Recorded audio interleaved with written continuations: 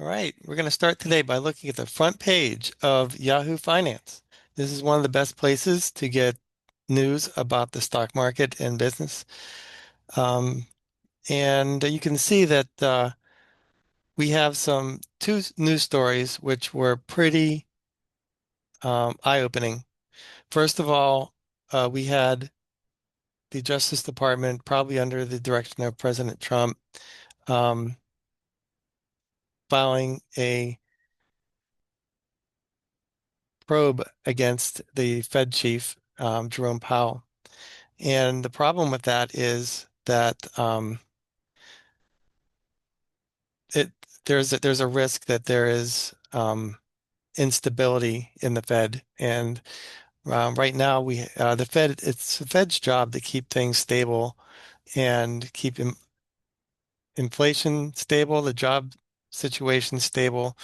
And if you have someone messing around with that and in their independence, it may cause problems. And that caused the stock market to go down initially today. Another big news story that happened on the weekend was um, Trump said that he would recommend a 10% cap on interest rate fees for credit cards. So every one of the credit cards companies went down because of that. So those are two examples of what could be ahead this year. And whenever you have news stories like that come out, you have to understand whether it affects a company long term or not. And sometimes, like the credit card companies today, went down 5% to 8 or 9%. Um, and so you could have a situation where this doesn't even happen. They might have to have an act of Congress for there to be a 10% cap on credit card rates that credit card companies charge. So we'll see what happens there, but it's just the beginning, perhaps, of more instability caused by the president in the stock market. All right, so let's look at the S&P 500. And this is the 1 year chart. You can see that the S&P is above all of the moving averages. See, every one of these lines here, the purple, the yellow line is a 20-day exponential moving average. And then we have a 50-day, 100-day, 200-day, 150-day. And you can see that we are comfortably above all of the moving averages. That's a good sign of momentum in the stock market. We are overbought. You can see that we're kind of levitating right now. So it's pretty dangerous to put new money in right now because we're overbought on almost all of our metrics. So let's look at our stochastics. We do this like once, perhaps once every month or two. But what we do is we look at these are the indexes, this S&P. We look right here at the stochastics. We can see that we're overbought and we're halfway between our channel lines. So we don't have a buy or a sell right now in the stock market. It's overbought, so it's not a good time to buy. We are coming um, into earnings season. So if we look at our calendar, we can see that we have earnings coming out this week, starting with the banks. We have JP Morgan, Wells Fargo, Morgan Stanley, Citibank. They start off earnings season usually. And usually, whenever earnings come out, that kicks the stock market into gear and helps the stock market go up. But if we have um, problems with the Trump administration messing with the stocks, like making rules for the banks at a whim, that could really cause havoc. So we don't know what's going to happen there. But we do know that earnings are going to help the stock market this week, I think. There's a couple things to think about. One is there's something called net interest margin, and that is in the bank's favor. So a lot of the banks are going to be saying that they have better earnings than expected due to net interest margin in their favor. So let's see if the banks help right now the banks kind of went down due to credit card problems, but um, we'll see if the earnings will help them this week. And then we have after this week we have the rest of the S&P 500 reporting in the next couple of weeks. So a lot of times the big tech stocks, whenever they report in the last week of January, that really helps the stock market go up because people are excited whenever earnings come out. We also have a holiday coming in January 19th. That's next Monday. So it's not one everyone, it's not a very, it's not a common one that people are used to. Um, One of my theories is that the stock market goes up around the Christmas holiday, maybe the January 1st, New Year's holiday, July 4th are almost certain times when the stock market goes up.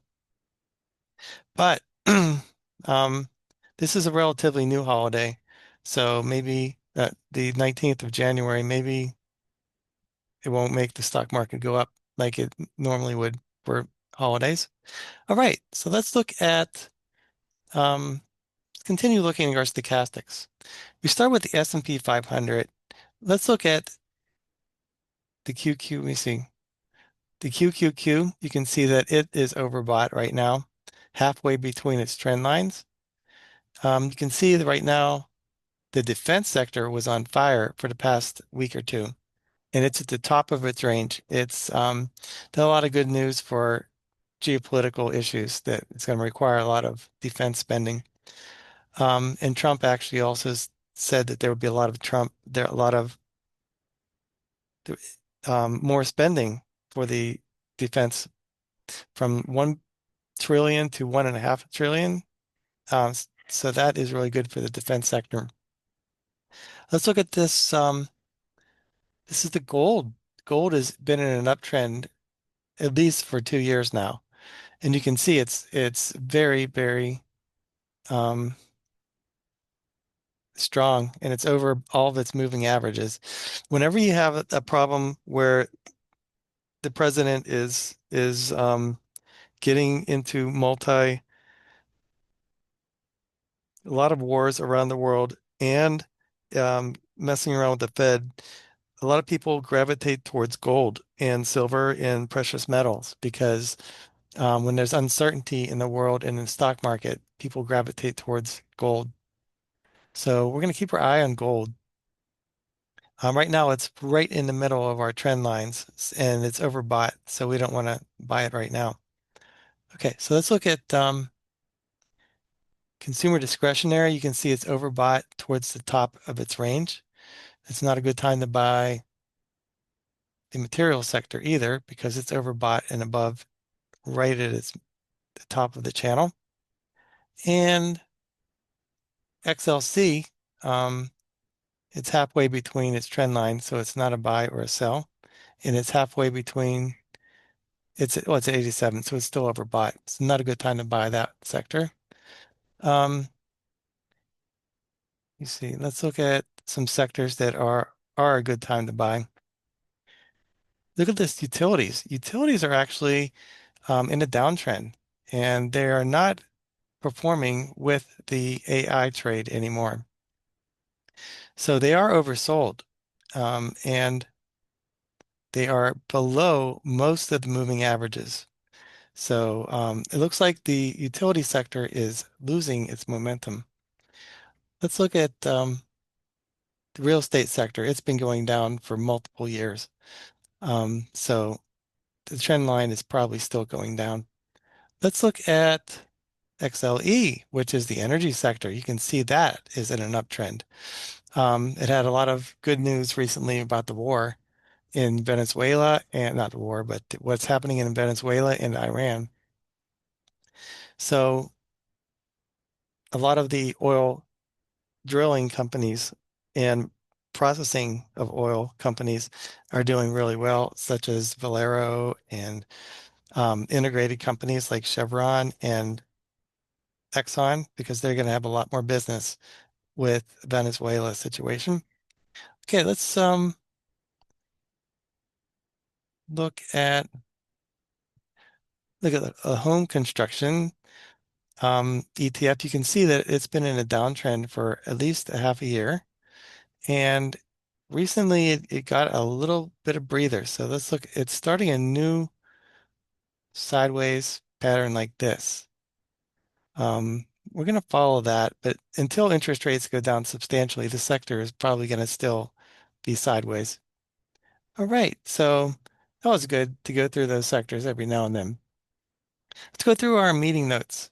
We have earnings coming out this week. We have JP Morgan on Tuesday. We have Wells Fargo, Citibank, Bank of America coming out on Wednesday. TSMC, this is big for the AI trade.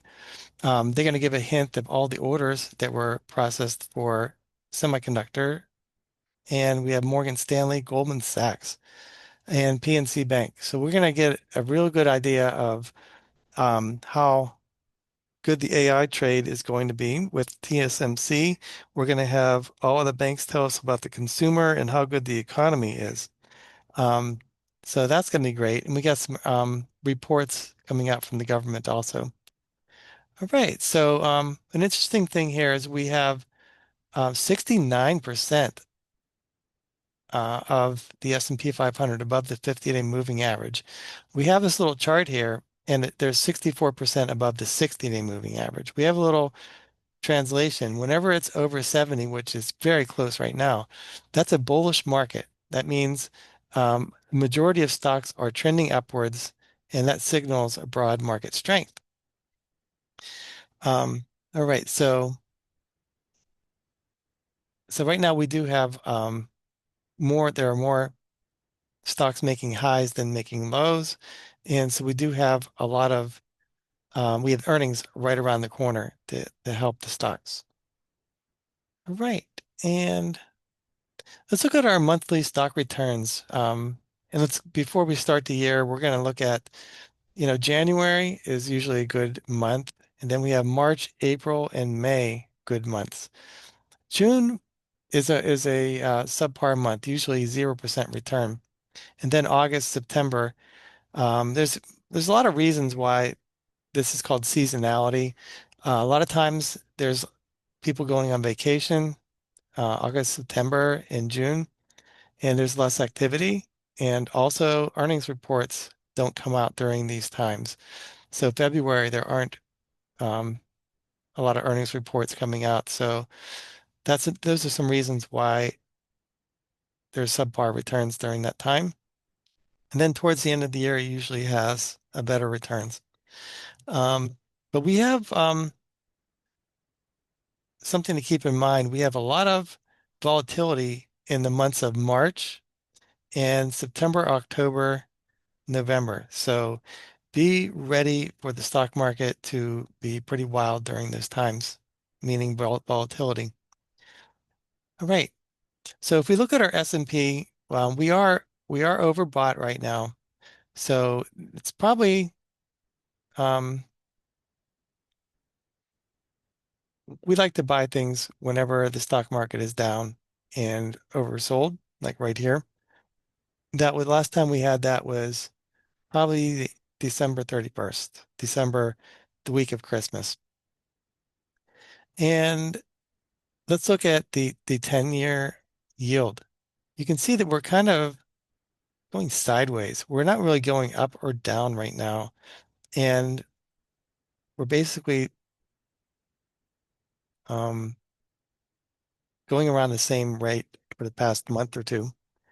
And because of that, um, we have we have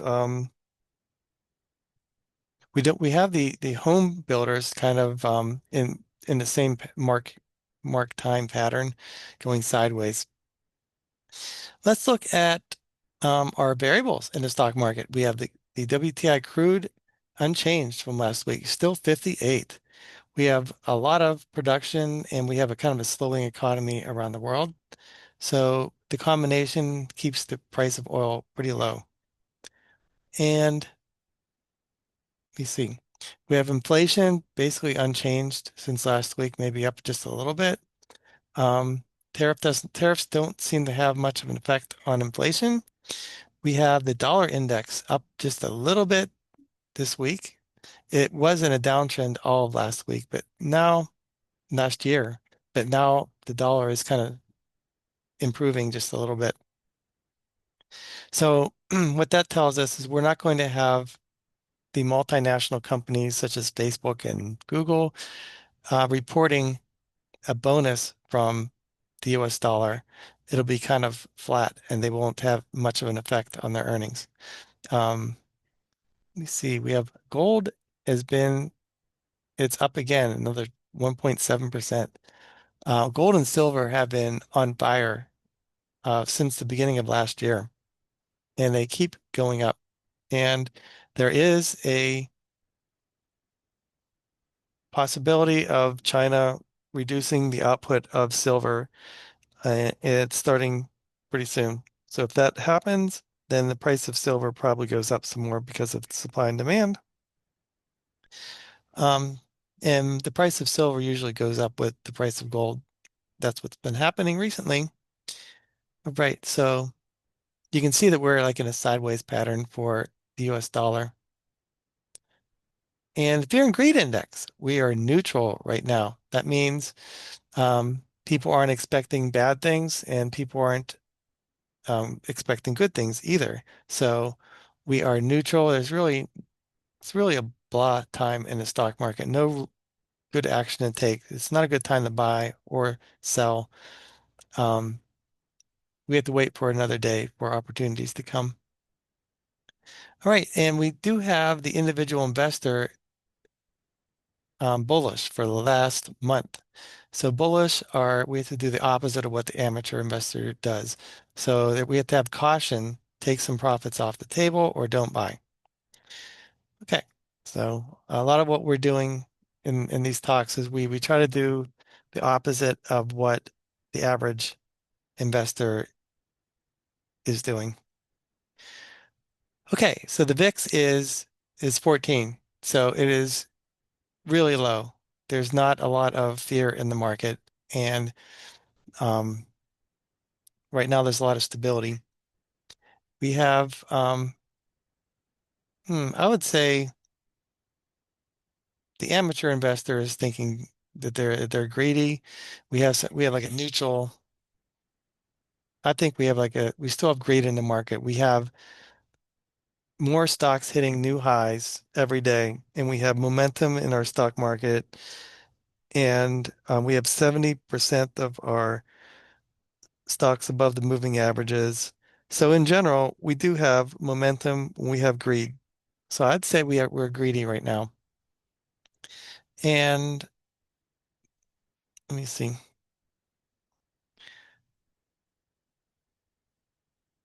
All right. So the interesting thing right now is we have a PE ratio of 25. That is above the long-term average of 19 or 18. However, as the stock market has gone up last year, we still have a PE ratio of 25. We had a PE ratio of 25 at the beginning of last year also. So we have a one-to-one correlation for the stocks in the S&P 500 going up to the earnings going up. So it seems like the lesson learned here is you pay more for a car that starts in the morning. So you basically we're paying more for stock earnings because the stocks are actually going up 14% in their earnings estimates. All right. So we're keeping track of the first to worst like we do at the beginning of every year. It's interesting that materials and consumer discretionary and energy are the best sectors so far this year. And energy has been helped by the Venezuela situation. Um, and we can see that IT or QQQ is at zero. Utilities are still struggling. They're in a downtrend. But the interesting thing about this is the IT sector is has a higher growth rate. They're growing their earnings at maybe 20%, 15 or 20% a year. Um, so it would make sense for the IT sector to perform well over time, but right now they are out of favor. Okay, so let's look at our PE valuations relative to history. You can see that energy is still at the lowest valuation to history of all the sectors. So energy, financials, right, energy, financials, real estate, utilities, and healthcare are all sectors that are um, percentile versus history lower than the consumer discretionary, which is the highest right now at 71%, and IT. So people are paying a premium for consumer discretionary, IT, and industrials. And right now, energy is starting to catch a bid, and it's starting to be recognized as a out of favor sector that's in an uptrend.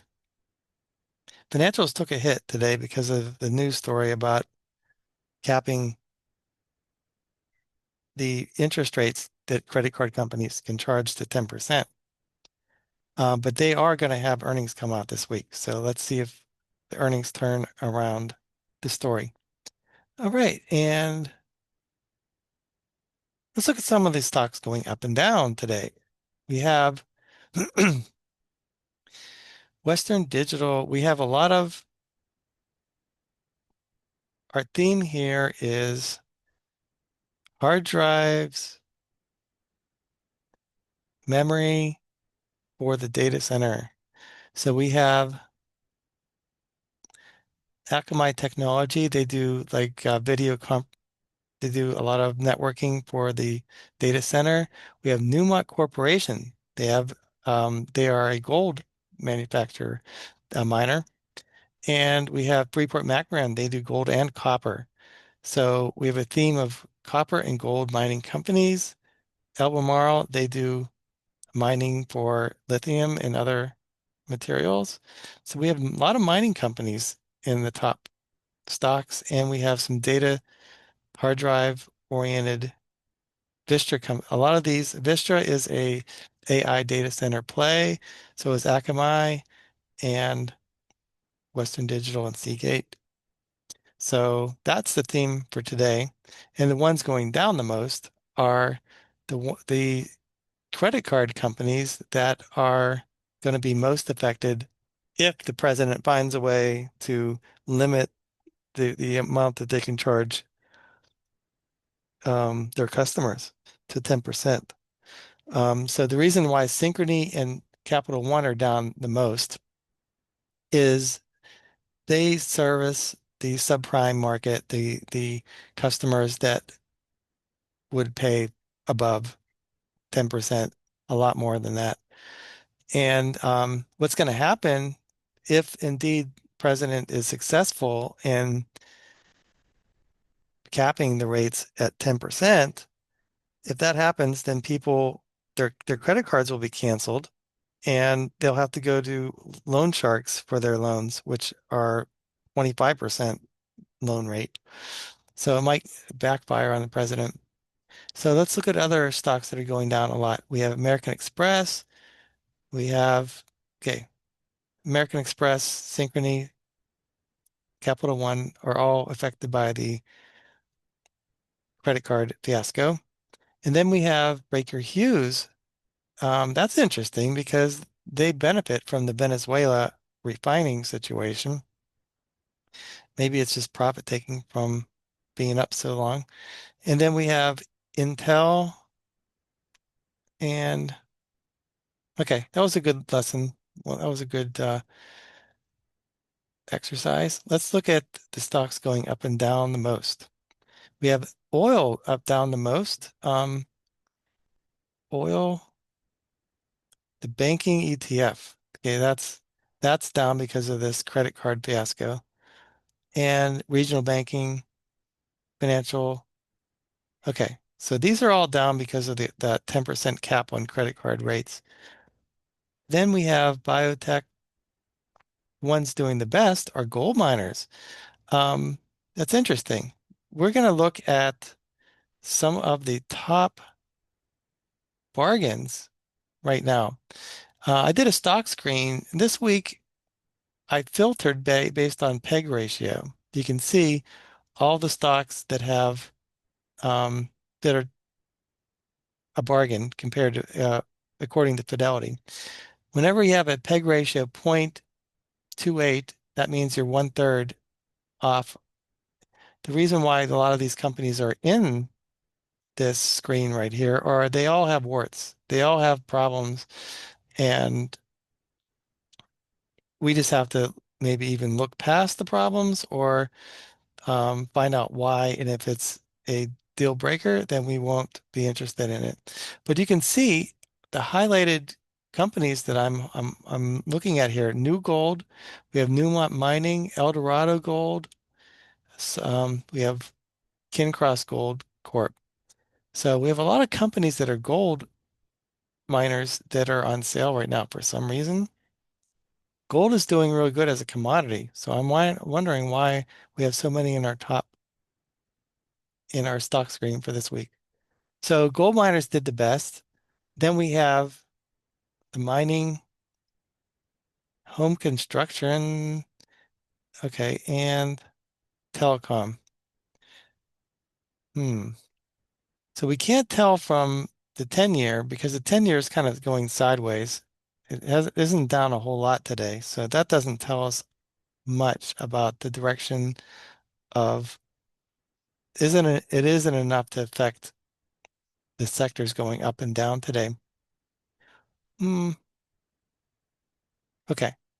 So I think gold in general is up a lot and mining is up because of this president trying to get involved in Iran, get involved in Venezuela, and trying to kick the Fed chair out and have him um, prosecuted. All that is causing people to gravitate towards gold and precious metals. That's probably why that's happening. All right, let's go back to our talking points.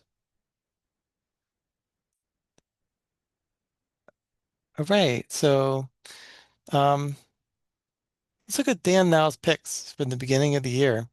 You can see that this stock here, PI, it's Impinj Inc. It's up 20% since the beginning of the year. So it's on fire. We're going to look at that just to see more about that stock.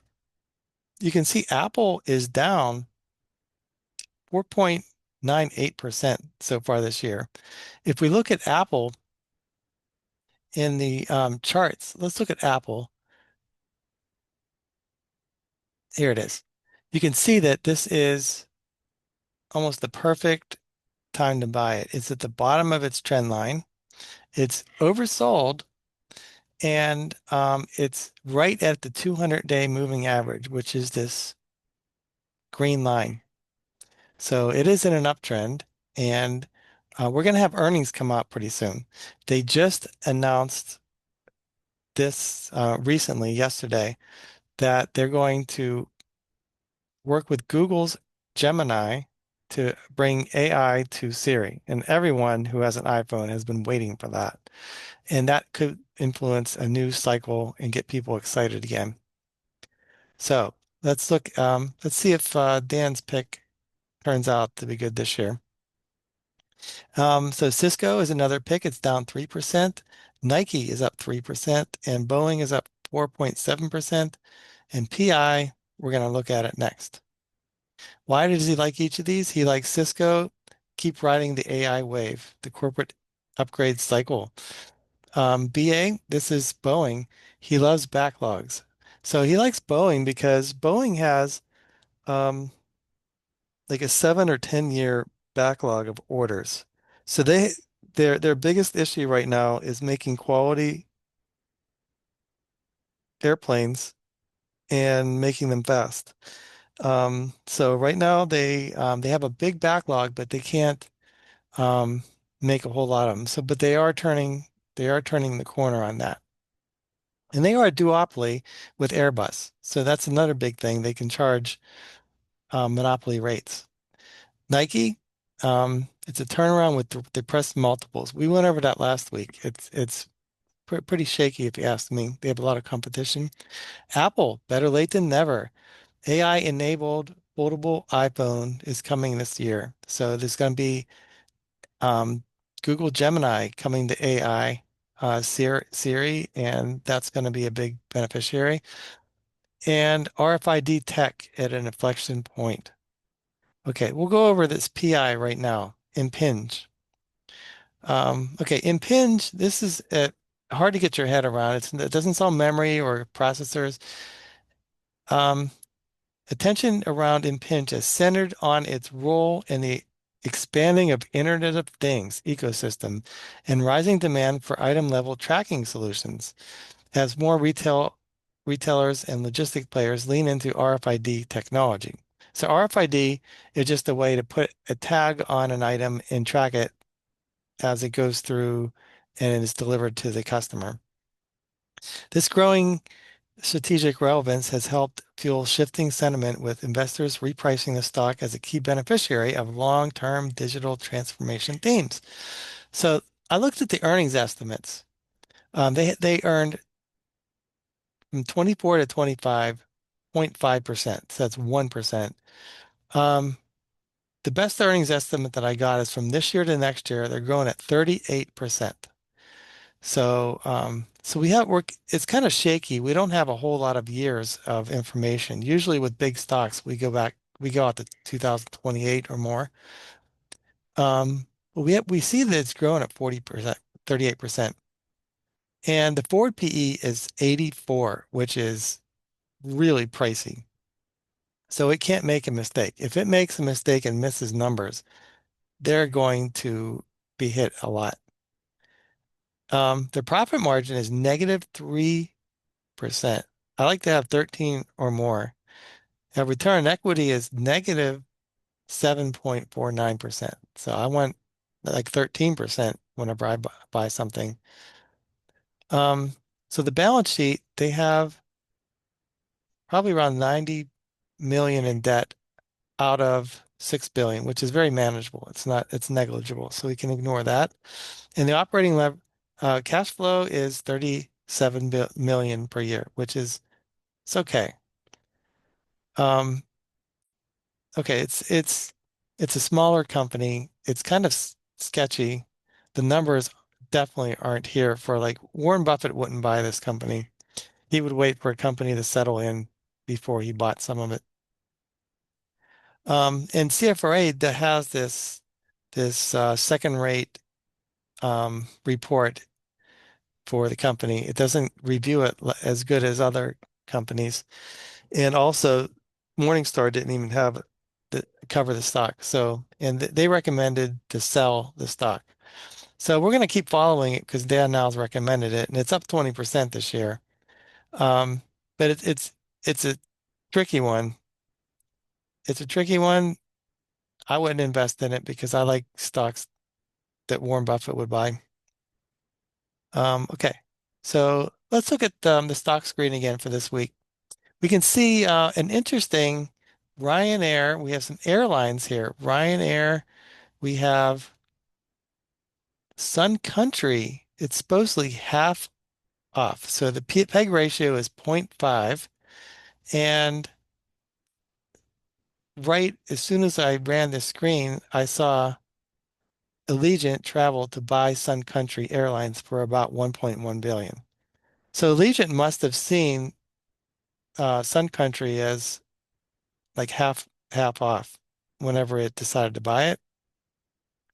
And I don't like airlines. They've always been very slow growers. Maybe 5 or 10%.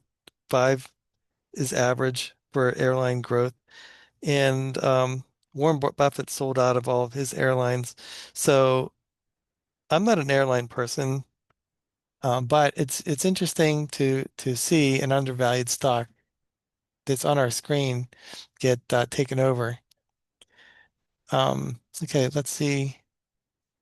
Here's a new story that came out. Apple Siri will get a Google Gemini makeover. Here's what it means for the stock in 2026. So a new story came out that Apple is going to use Google's Gemini for their AI.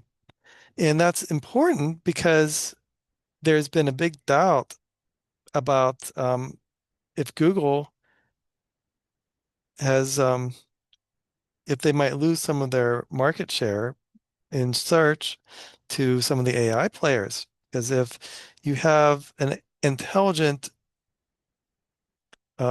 entity such as OpenAI that has maybe a new iPhone or some kind of device that gives you all the answers that you need, that might cut into the earnings of Google. But what's happening here is we have two news stories on the same day for Google, which is just amazing. I'm surprised it's not up more. They have they launched a universal commerce protocol for AI shopping. So not only is Google being used as the agent for Siri, it's also being used for a universal commerce protocol. So what's going to happen in the future is people are going to have AI agents buying things for them. For instance, if I said, Google, go buy me a sweater that's red and is under $50. And what Google will do, it'll have the price of that sweater everywhere reporting to them through this protocol, and they'll be able to order it and take a cut of that purchase. And the AI agents will be buying things for people like that in the future. So it looks like what's happening here is Google is switching from making most of their money through online ad sales to perhaps making some money as the in-between guy selling things for people around, for companies around the world. So that's what I like about Google and why it's my biggest holding because they continue to grow and they continue to innovate and come up with new products and ways to make money. I thought it'd be interesting to look at their earnings estimates. You can see that from this year to next year, they're growing at 9.4%. Then from 27 to 28, they're growing at 13%. So 13.6%. So Google has averaged about 12% return since 2011. And if you average all their earnings out, so it's grown around 12%. And they always find a way to to make their earnings. Right now, their forward P is 29, and their PEG ratio is around 1.7, according to Yahoo Finance. Their profit margin, three times as good as what we're looking for. The return on equity is three times what we're looking for. So, and they have more cash than debt. They have 50 billion in cash. So that's not an issue. And they make around 50 billion per year in free cash flow. So this is one of the strongest um, companies that we're following, and it's in an uptrend too. Let's look at the let's look at the stock of Alphabet. You can see that it's in an uptrend right now, and it's above all the moving averages. It's halfway between its trend lines. So um, that's and it's overbought. Okay, so right now is not the time that to jump into this stock. Well, the earnings are coming out in 2 or 3 weeks, so that could be a catalyst for the stock. But it is overbought. It is one of the best performing of the big stocks, Mag 7 this year. It's up 5% so far this year. Okay, so let's look at what CFRA says about Alphabet. They have a buy with a price target of 330. I like reading the investment rationale. They say our buy reflects the valuation, free cash flow, and belief Google can sustain 11 to 14% revenue growth throughout the next 2 years. And AI cloud prospects. We see cloud growth of high 20s, low 30s through 2027 due to AI monetization and Gemini 3.0 traction. Gemini 3 launched November 18th with PhD level performance, processing 7 billion tokens a minute with 60 million plus users. New AI tools in search, AI mode, and AI overviews, and Google and YouTube boost engagement. Waymo scaling offers upside. Potential meta collaboration on TPUs marks a strategic shift, possibly capturing up to 10% of NVIDIA's revenue. So those are basically, um, they're continuing to innovate. They've gotten past a lot of the government antitrust issues. So it looks like, let's look at what the fair value is for this company. They say they are overvalued by 3%. So basically they're fairly valued according to CFRA. And their earnings, if you look at this, they're basically, this is like one of the best earnings um, charts that I've seen. You can see that they're growing pretty consistently year over year, and are projected to grow like 10% for the ongoing. So I like this stock because it's a buy and hold. You can buy it and hold, and it'll continue to appreciate around 10% a year. And you can see that Morningstar thinks they're also fairly valued. They say their fair value is right around where it's at now. Maybe the price is um, 6% off. Um, Morningstar says the company is considering the company's considering ads within Gemini in 2026. So they've told all of their advertising clients that they're going to put ads in Gemini. So that's going to help the company. Um, some news that's affecting Google is this Grok, which is a competitor, is being banned because of the content that it creates. So the great thing about Google is they're basing their AI off of basically knowing the web really good, and they have a good set of boundaries whenever they made their AI. And what's happening with other competitors is they're they're not quite as good at protecting the end user against um, bad content. So right now, Grok is banned in Indonesia and Malaysia, and I don't know if other company, but it's just a canary in the coal mine that the competitors to Alphabet are failing. And you can see that OpenAI is being sued for giving bad advice. So that's primarily why Apple chose Google for their Gemini AI person. All right, so this front page of Yahoo Finance, Trump's credit card rate cap plan has unclear path, devastating risks. This is an example of the stock. I mean, when this news came out, the stock market corrected like 1% immediately, and Trump also came out with a story that any country doing business with Iran will face 25% tariff, which is China. And so we're going to have a series of this is going to happen throughout the president's term, and you got to be used to, you have to be, you can't make rash judgments based on things the president says because it might not all happen. This credit card rate cap plan might not happen because it might need the Congress to pass the legislation. And this country doing business with them, we've seen the tariff threats before and they were taken off. So they might make an exception for China for some reason. But what I'm saying is, when you see news stories like this, you got to think, does this affect the long-term growth of Google or any of the banks that I'm currently invested in? And the answer usually is no.